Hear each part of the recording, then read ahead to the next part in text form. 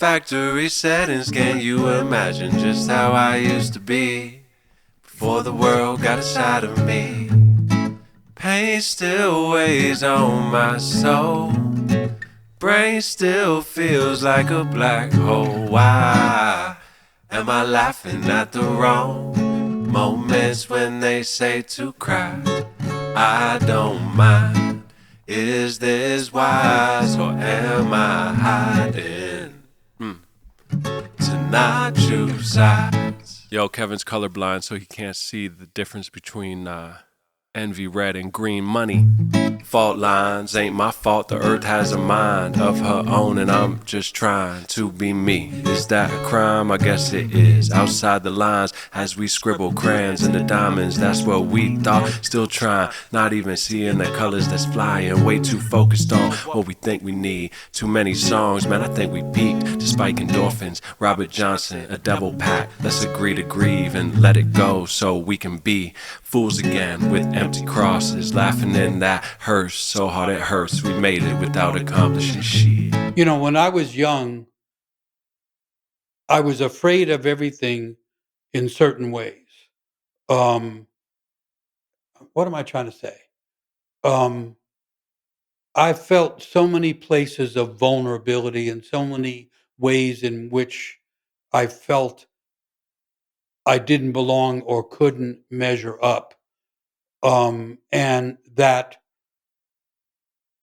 maybe in a way that's never left me. I don't know.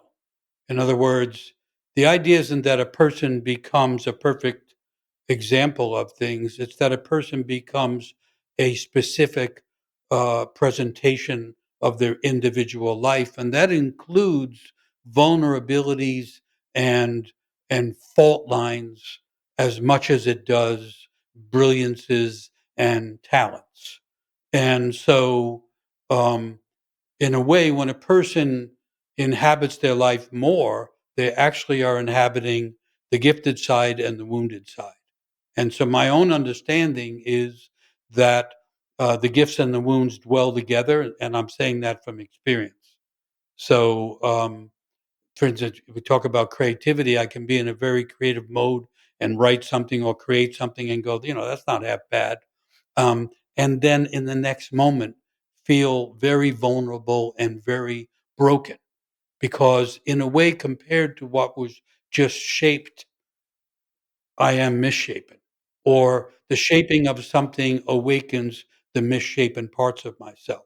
So to me, art and being creative and even being serious in a way brings in its wake a necessary um, stirring of the wounds and awakening of the faults.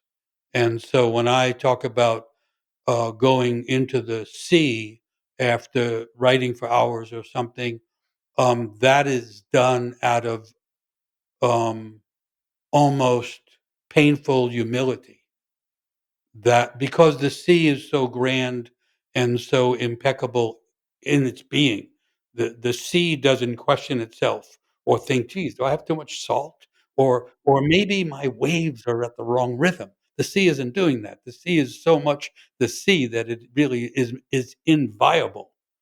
And just standing at the edge of the sea is like humbling back towards the more wounded side, the more vulnerable side, and the more human side. And of course, the word human is not that far away from the word humus, which means earth.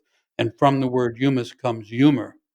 And so, as we get away from our heights of creativity and so on, we encounter the broken parts of ourselves and hopefully can do that with some humor because then we're back in the flow.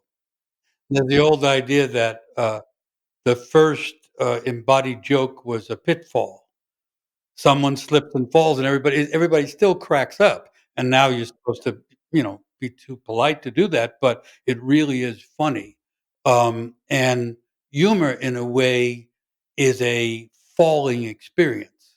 We fall from the heights of our pretensions, and we fall humorously towards the earth, which is the humus, and one of the functions of humus is to bring us back down. to the earth. Um, and so yeah, there's something beautiful about that and necessary, especially now. The world become too hard, too threatening, too dangerous, too heavy, and so humor is helpful in terms of pulling us out of that heaviness.